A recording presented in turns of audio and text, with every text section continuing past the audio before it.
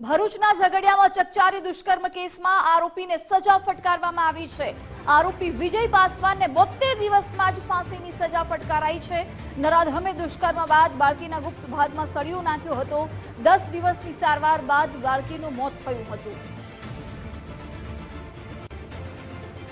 કેસની કાર્યવાહી દરમિયાન 72 દિવસમાં હાલનો કેસ ચાર્જશીટ ફાઇલ થયા પછી ચલાવીને પૂરો કરવામાં આવ્યો છે। ઉત્તમ કામગીરી પોલીસ એજન્સી મારફતે બજાવવામાં આવેલી છે।